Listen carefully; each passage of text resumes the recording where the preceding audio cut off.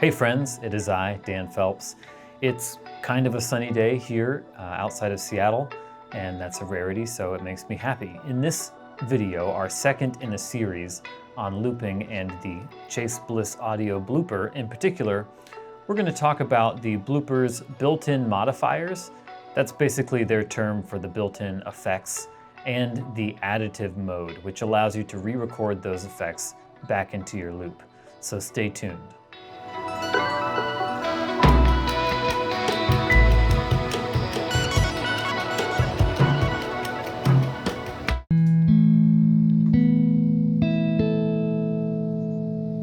So I've been looping for a long time. I've been using it as a tool in my music making for maybe up to 20 years, almost as early as I was playing the guitar when I got my first delay pedal. I started doing really rudimentary looping. I didn't know that's what it was called at the time, but that's what I was doing and experimenting with. And one of the things that has always been an issue is, what do you do with the loop once you've looped it? Some loopers are fairly basic and they just have the ability to record the loop and play back the loop. Maybe you can add layers or overdub on top, so you can kind of sort of create a band arrangement or a little tapestry of sound. But the problem is, what do you do with that loop once it's in there and it just becomes sort of a static thing? This is one of the reasons that I've gotten into looping with Ableton Live, because of the ability to set up different effects and basically radically recontextualize the loop that you've already recorded. So some loop pedals do give you the ability to change the loop that you've already recorded and present that information in a different way, such as the venerable Line 6 DL4, the big green delay that used to be on everybody's pedal board. It allows you both reverse playback functions, meaning whatever you recorded plays back backwards, and half speed. And you can do some cool tricks where if you are recording onto an already recorded loop, you can be continually changing what speed the loop is playing back at and whether it's going forward or backwards. It creates a kind of a cool glitchy effect, and it's a neat thing that you hear people like Bill Frisell do on a regular basis. It's really effective. One of the things that thrills and excites me about the blooper is they've really solved the question of, well, what do I do with this loop now that I've got it in here? I've captured it, maybe I've layered it a little bit, but now what next? And the way that they've solved that is by adding their modifiers. Modifiers is kind of their term for various effects or algorithms that you can use for processing your loop after it's been recorded. The blooper has 2 channels of modifiers with 3 effects each, meaning that if you wanted to run 2 different effects at the same time, you can. It also has a knob called stability, which is sort of a degradation knob. As you turn it up, the loop gets more warbly, there's more dropouts, it gets noisier and kind of more lo-fi, which is a lovely feature to have built in on a knob. The modifiers are accessible via these buttons on the bottom of the pedal, which turn them on and off, and also these dip switches here that select which effect you're using at any given time. The control for each effect is done with these knobs respectively, the Mod A and Mod B knobs. As far as I know, the blooper is the only compact looping pedal to provide this much processing power over what you've already recorded. The ability to radically recontextualize or subtly color the things that you've already recorded, and also completely destroy and mangle and degrade the thing that you've created, giving you a sort of a compositional approach to evolving your loops. This is awesome because I love to use looping not only as a texture generating device or a way to play more music than I could just by myself, but also a way to kind of evolve a piece of music or an improvisation. I like to use it compositionally, and it's hard to do so if the loop just remains as sort of a static element in the mix. With the modifiers, Chase Bliss has really given this pedal the ability to be a really powerful musical tool.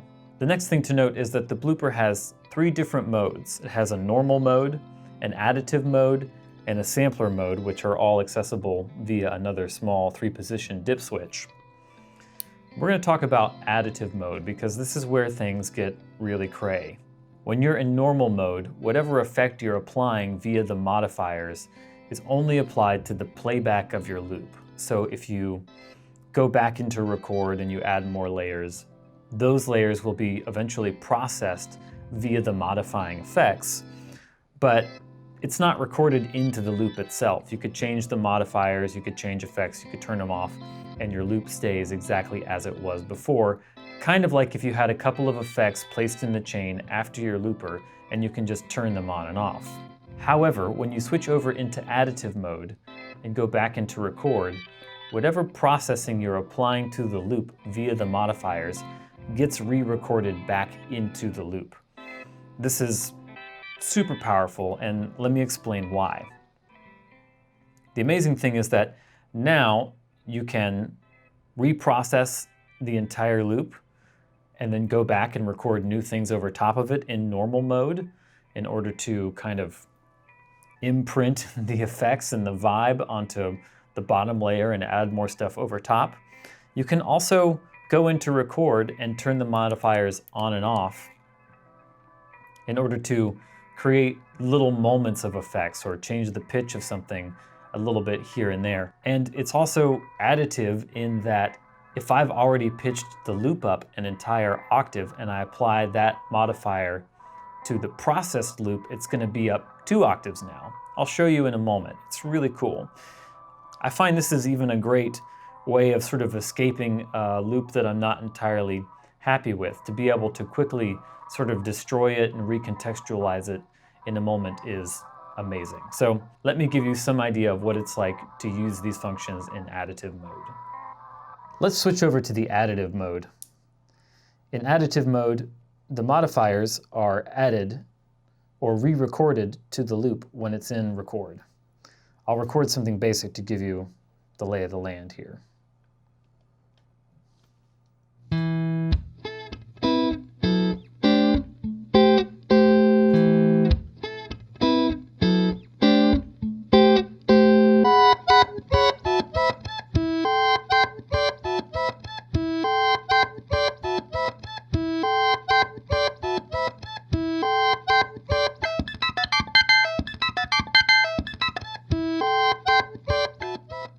Now the backwards pitch effect is permanently added into my loop.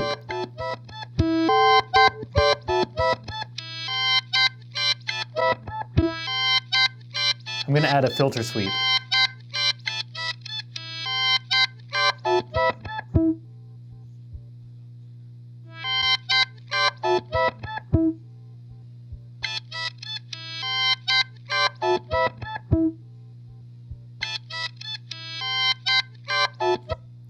The great thing about this is being able to destroy and basically totally mangulate a loop just by turning the modifiers on and off while the blooper is in record. I'm just going to record a single chord and you can hear what this sounds like.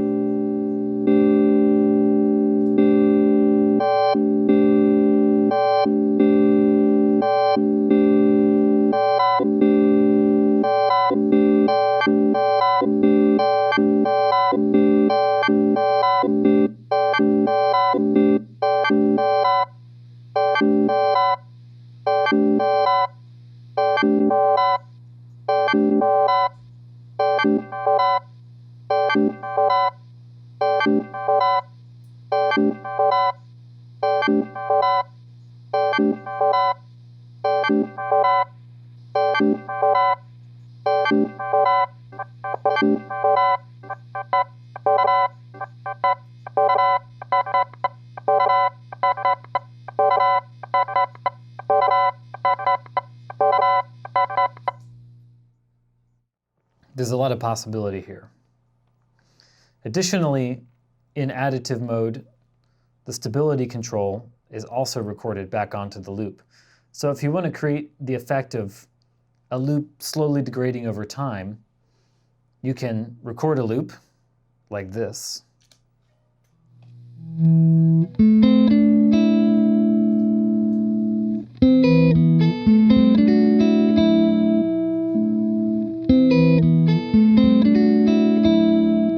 while it's in record, lower the stability knob.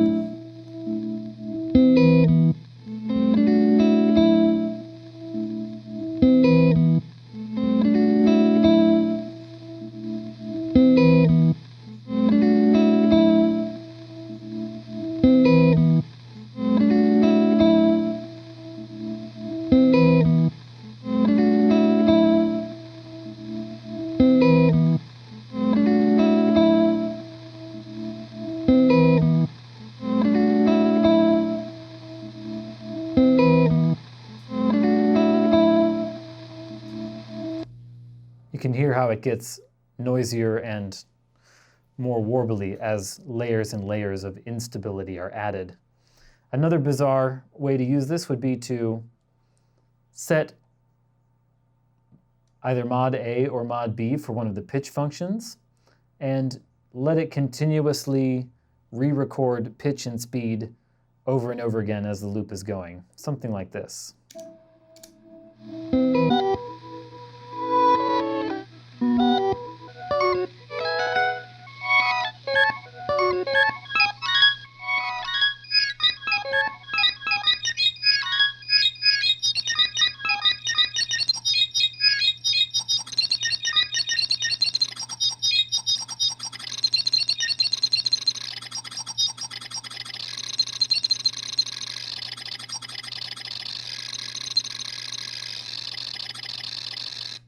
You get the picture. So I think you can see what's so exciting for me about the Blooper in that more than just a phrase sampler or your standard looper that maybe allows you to overdub things and layer things, the Blooper becomes an instrument in and of itself, which is part of what I love about looping as a musical practice. In conclusion, the cool thing about being able to apply effects to the loop that you've already recorded, and in the case of the Blooper, re-record them back into the loop itself, is that you can start to think about loops as not being just this stationary, static element in the music or in the mix. They become something that you can begin to think about in terms of arrangement and emotion and progression, evolution of the music. It's really powerful. So even if you're not looping with a Blooper, I'd encourage you to figure out some ways to put some other effects in the chain after your looper and use that as a way to color and recontextualize your loops. It also makes for a great trick of being able to ease your way in and out of loops by, say, turning the mix and feedback of a delay all the way up so that it begins to kind of take over while you, in a sleight of hand sort of move, reach over and turn down the volume of your looping pedal. Little tricks like that help make seamless transitions between improvisations or sections or moments when you're making loops. That's it for this week. I'm Dan Phelps. You can find more looping and Blooper related content on my Instagram and Facebook pages. I'll put the links to that in the show notes below. Please comment with any questions, observations, concerns, criticisms that you have. I'd love to hear from you and respond to you. And if you haven't yet, please subscribe to my YouTube channel because there'll be a lot more looping and Blooper related content coming in the coming weeks. Tune in next week to learn how we can use the layer and repeat knobs to loop in a compositional way with the Blooper. I'll see you then.